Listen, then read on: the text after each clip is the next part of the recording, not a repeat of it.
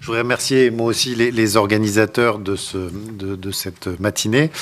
J'appartiens à ce groupe de recherche, ACID, pour approche critique et interdisciplinaire des dynamiques de l'enseignement supérieur. Et on travaille depuis 7 ans à peu près sur les transformations de l'enseignement supérieur et notamment sur le développement des frais d'inscription.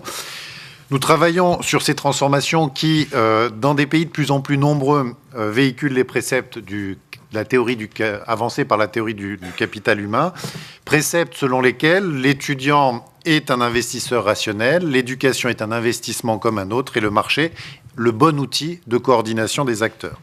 Alors la critique théorique, empirique qu'on fait de ces travaux depuis 7 ans nous conduit à prendre le contre-pied de ces préceptes et à montrer 2 choses. Et en tout cas, ce matin, je voudrais avancer 2 messages. Un premier message, c'est que le combat que nous menons contre les frais d'inscription est un combat juste. Ça, j'imagine que je n'aurai pas de mal à vous convaincre. Et 2, que les frais d'inscription, si nous les acceptons pour les étrangers non communautaires, vont inévitablement s'étendre et en largeur et en hauteur. En largeur à tous les étudiants et en hauteur à des niveaux bien plus élevés que ceux qui sont annoncés aujourd'hui. Autrement dit, on a là 2 bonnes raisons de se convaincre que la hausse des frais d'inscription annoncée concerne vraiment tout le monde. Et le livre du collectif ACID, qui a été publié en 2015, a de ce point de vue-là une dimension prémonitoire. Je crois qu'il est en rupture de stock maintenant, mais voilà. Mais j'espère qu'on va réussir à le faire retirer. Et ils essayent de déconstruire les mécanismes à l'œuvre. Alors très vite, passons en revue ces 2 messages et les arguments associés. Donc premier message, c'est un combat juste de se battre contre les frais d'inscription, que ces frais d'inscription concernent les Français, les Européens ou les étrangers non communautaires. Alors premièrement, je voudrais évacuer l'argument selon lequel les étudiants non communautaires seraient des formes de passagers clandestins bénéficiant d'un système éducatif sans le financer. Bon, vous l'avez lu à plusieurs reprises, l'étude commandée déjà par Campus France en 2014 montrait que ces étrangers non communautaires rapportaient davantage, 4,65 milliards, qu'ils ne coûtent. Et même si on voulait aller plus loin, un certain nombre d'entre eux resteront, travailleront et paieront des impôts en France, alors que la France n'aura pas supporté l'ensemble de leurs études antérieures. Donc l'argument du passager clandestin, on pourrait y revenir, mais ne tient pas la route.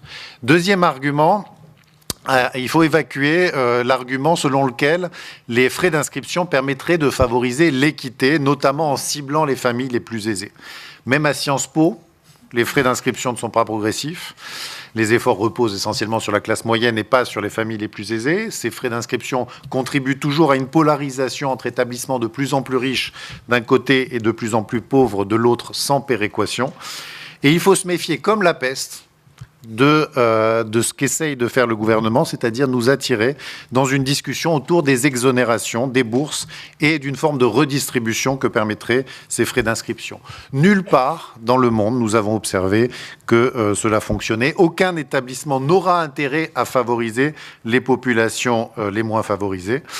L'État aura toujours intérêt à supprimer les bourses et à les remplacer par des prêts. On l'a vu en Angleterre, où 5 ans après la hausse très forte des frais d'inscription de 3 300 livres à 9 000 livres en 2012, 5 ans après, les maintenance grants, donc ces bourses pour les étudiants, ont été supprimées au 1er janvier 2016. Troisièmement, les frais d'inscription ne sont pas un vecteur d'efficience au sens économique du terme. Contrairement à ce que dit la théorie du capital humain, les frais d'inscription ne permettent pas de faire un filtre, de pousser à une auto-sélection efficace des étudiants, ni même de les inciter à l'effort. On sait que les individus ont d'autant plus confiance en eux qu'ils appartiennent à des milieux sociaux favorisés. Et donc, les frais d'inscription constituent en réalité un outil puissant de reproduction sociale au détriment de l'ascenseur social. Quatrièmement, les frais d'inscription ne permettent pas de répondre aux besoins de financement de l'éducation. Partout dans le monde, lorsque les frais d'inscription augmentent, cela s'accompagne par une baisse des dotations publiques aux établissements. C'est vrai à nouveau si on regarde le cas anglais où la hausse des frais d'inscription de 3 300 à 9 000 livres s'est accompagnée, et ça a été dit très explicitement, d'une baisse de 40% des subventions publiques aux établissements. Alors on pourrait me dire, là vous faites un procès d'intention sur la base d'expériences étrangères au cas français qui ferait figure d'exception. Alors, il se trouve qu'en décembre, le ministère a fait une énorme bourde puisque alors que la ministre a envoyé à tout le monde le 10 décembre une lettre expliquant que les frais d'inscription étaient extrêmement importants pour permettre un meilleur accueil des étudiants en France et que cet argent servirait au meilleur accueil des étrangers en France, et bien le lendemain, le 11 décembre, les services du ministère, qui ne devaient pas être très très politiques, ont décidé d'envoyer aux responsables des universités une autre lettre identifiant les frais d'inscription pour les étrangers non communautaires comme un moyen de financer le désengagement de l'État, et en particulier, c'est un peu technique, sur la question du glissement vieillesse-technicité. Bon, alors cela m'offre une transition assez naturelle pour vous expliquer, c'était mon deuxième message, pourquoi les frais d'inscription vont s'étendre en largeur et en hauteur si nous ne parvenons pas à faire reculer le ministère sur la question des frais d'inscription pour les étrangers non communautaires. Premier argument, je voudrais avancer 3 arguments. Premier argument, s'il veut financer son désengagement, l'État n'aura de toute façon pas d'autre choix que d'étendre la mesure au-delà des étrangers non communautaires, et ça, à la limite, il suffit de lire le récent rapport de la Cour des comptes pour s'en convaincre. Deuxième argument, cette stratégie des petits pas a été énoncée à plusieurs reprises. C'est quoi la stratégie des petits pas? C'est introduire et étendre progressivement les frais d'inscription à différentes populations pour éviter une réaction collective des étudiants. Alors, on peut trouver les prémices de cette stratégie-là et de cette politique de hausse des frais d'inscription dans un certain nombre de principes qui ont été édictés par l'OCDE, par la Banque mondiale dans les années 80, par la stratégie de Lisbonne dans les années 2000, mais alors carrément sans ambiguïté, en 2004, dans le rapport Aguillon-Cohen, pour le Conseil d'analyse économique qui dépend du Premier ministre, où il ouvre explicitement la voie à l'expérimentation des frais d'inscription comme moyen de financement de l'enseignement supérieur. Les auteurs précisent, je les cite, pour éviter de se heurter à un front de résistance interne et externe qui conduirait à l'échec, la réforme doit être menée pas à pas, sans proclamation trop tonitruante. Donc il s'agit d'essayer de construire une réforme par alternance de hausses focalisées sur certaines populations, qui éviteront des mobilisations et des phases d'harmonisation au nom d'une soi-disant équité entre les étudiants. Et vous voyez, ça a commencé avec Dauphine, avec Sciences Po, ça s'est étendu aux écoles d'ingénieurs publics, Centrale, Mines, Télécom, les ponts, Polytechnique, même Polytechnique avec son fameux bachelor, entre 12 et 15 000 euros par an. Aujourd'hui, les étudiants étrangers non communautaires et demain, évidemment, tout le monde. Si on regarde des rapports récents, le rapport de France Stratégie, des rapports de think tanks comme Terra Nova, certains travaux de la CPU ont livré des scénarios clés en main pour la hausse des frais d'inscription. La Cour des comptes n'est pas en reste.